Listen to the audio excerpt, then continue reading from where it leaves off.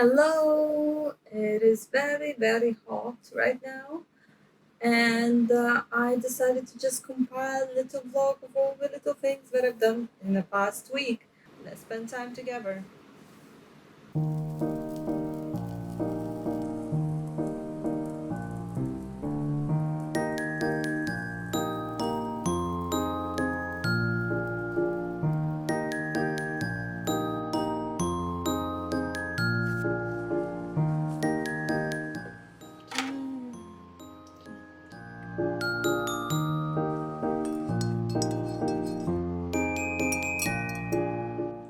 One of the big things was that we went to London last weekend specifically to see the exhibit of Taylor Swift outfits.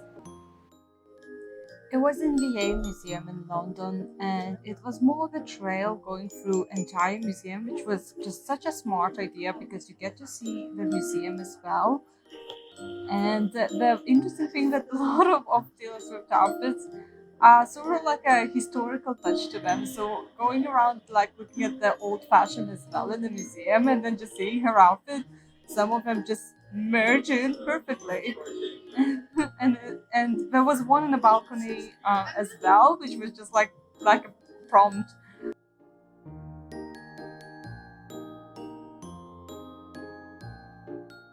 There was about 13 of them. This is my favorite because it had like storyboarding elements around it, and that is something I really enjoy.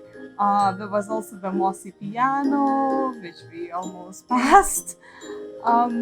Anyway, it was quite fun, and like I say, the big element is that it's free because a lot of national museums are free here, so that's just such a benefit. And to museum as well, it has a big draw. And look at this dress; it looks like just a historical dress. Honestly, just merges in so perfectly.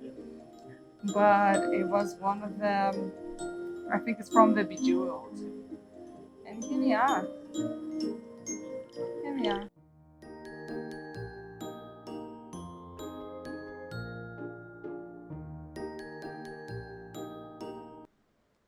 Another place we visited was called Poetry Pharmacy. It sells little bottles with the poetry inside the capsules. It's obviously not for swallowing, but it's very quirky. Never seen anything like that, and it's been only open for a few months, from what the shop owners told me. And here are some samples as well, and we can tell you exactly, how many are in each bottle and whatnot. There's also a coffee shop with measuring flasks and so on. So it's really team oriented, and I really love this about it. I had got social media detox, revenge, and resilience for me and my friends.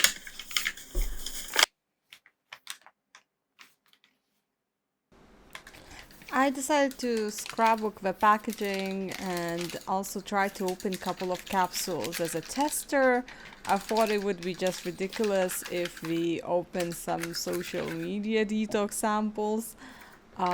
Because while doing social media, we detoxing from social media. But yeah, these two I kept for myself, just for funsies.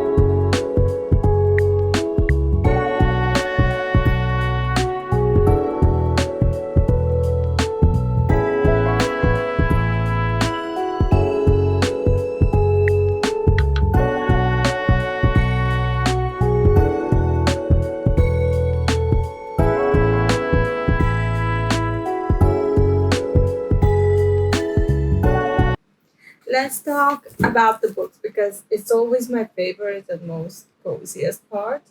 Um, was reading Labor Dugo the Familiar is this month's pick for my Patreon. I'm not only in the beginning, but so far I'm not only falling into a reading slump, but it's really telling me it's not a book for me. It's not convincing me it's a book for me. Let's say that way. So I'm a bit sad because I always go with like high expectations when it's very hyped book, and then it's kind of like not landing in the same way. That's what Le Portugo's familiar is to me, and also it's my first try on Le Portugo in general. So I wonder what I'm gonna do with this. But once again, we adjust in the beginning because I was in the reading slump. I went through such amazing things, and first of them was amazing, fantastic, incredible Stanley.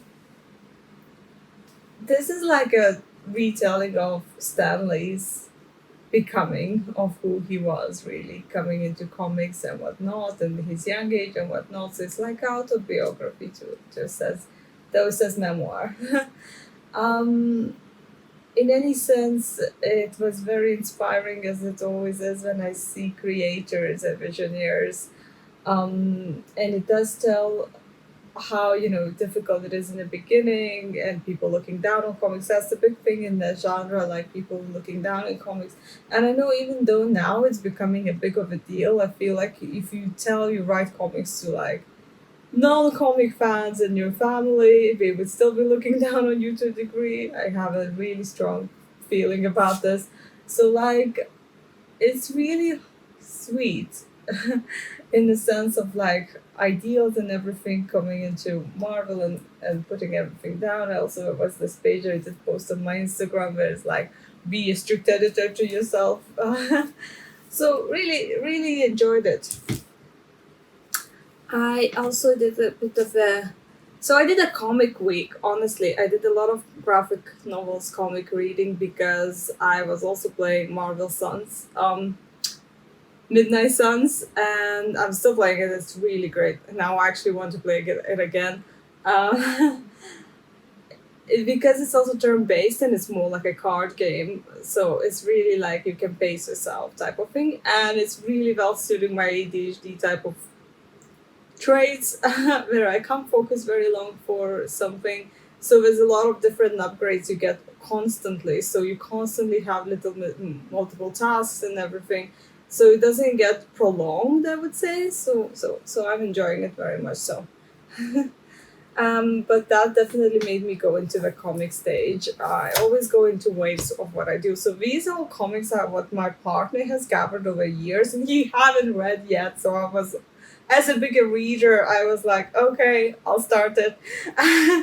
So he has obviously more, but this is what I'm going through right now. I might be going through the other ones. I read the Spider Verse, and it was beautiful in the terms of illustration, but because of multiverse, I think it was a bit too confusing for me, or too many things going on, too many characters, whatnot. Yeah, that's really the biggest thing I would say. Like specifically, like the beginning and build up the pacing, and then the later part of the pacing made a little bit less sense for me. I would say. Yeah, but I enjoyed it anyway.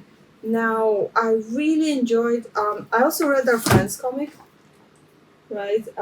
Vermilion Foxes, and it's just the first issue, so it's about. It's also superhero trend ish, I guess. Even though it's not in a big publishing of that sense, but I thought it would be nice to spend some time and read it, and he's quite a storyteller, I would say. Now, Vain Family Adventures was one that we enjoyed the most, actually, because in comparison to like Spider Verse and whatnot, like there's very little text. It reads very quickly. It's very cozy. It's more like not actual missions, but like in between times. I would say it's all the. This is how it looks inside a family, and also all the Robins in one place. I'm like, I didn't know there were so many robins. I'm like, okay, that's very cute and funny. I would say it was a bit of funny, yeah. And it's only issue one, so I'm like, I would like to read more. I've actually very much enjoyed it. Uh, now I've started is She-Hulk. I started She-Hulk, and I was picking between these two. These are my other ones to read. I was picking between original She-Hulk, let's say, and this She-Hulk. And my partner reminded me that I have a trend when I watch shows or something, but I have a trend to start from the newest season and go backwards. So he said, let's just do that because it's easier to get you, like it's more like a gateway. It's easier to get you from the modern time. So that's where I started. It is very, again, because I came from Bain Family Adventures, it is much slower paced reading, so I'm taking my time. But that's what I'm gonna be at right now. Yeah, I'm a quick reader. I don't know if you can tell. My partner takes entire month to read one smallest comic, and I'm just like going through everything.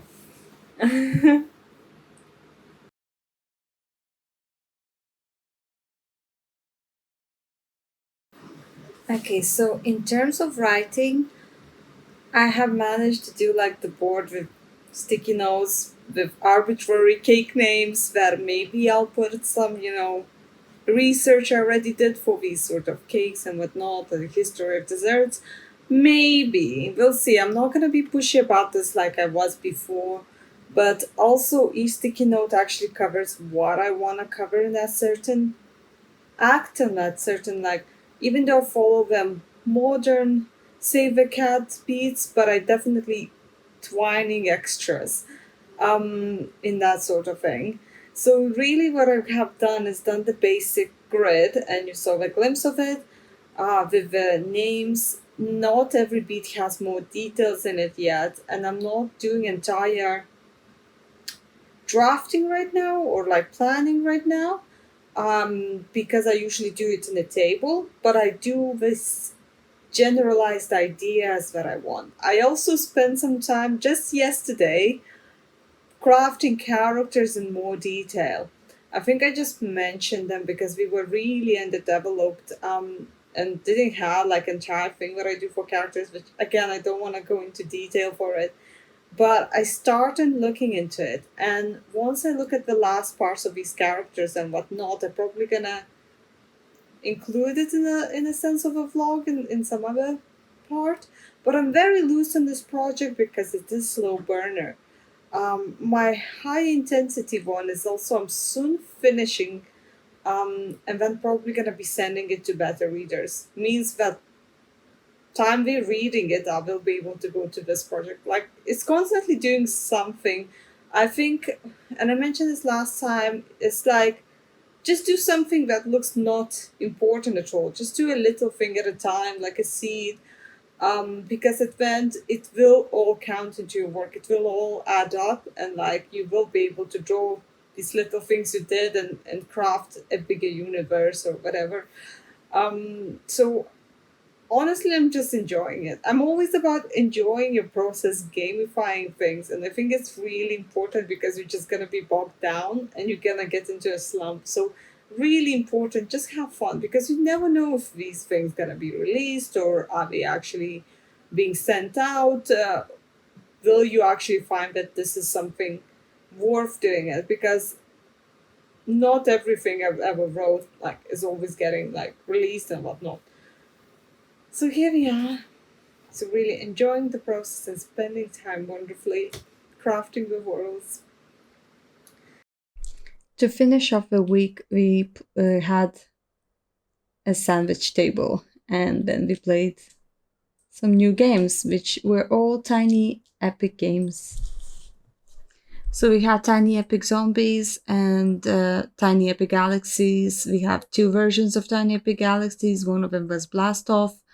So we had the pros and cons and difficulty differences, but we're very enjoyable and lovely way to finish the week off with.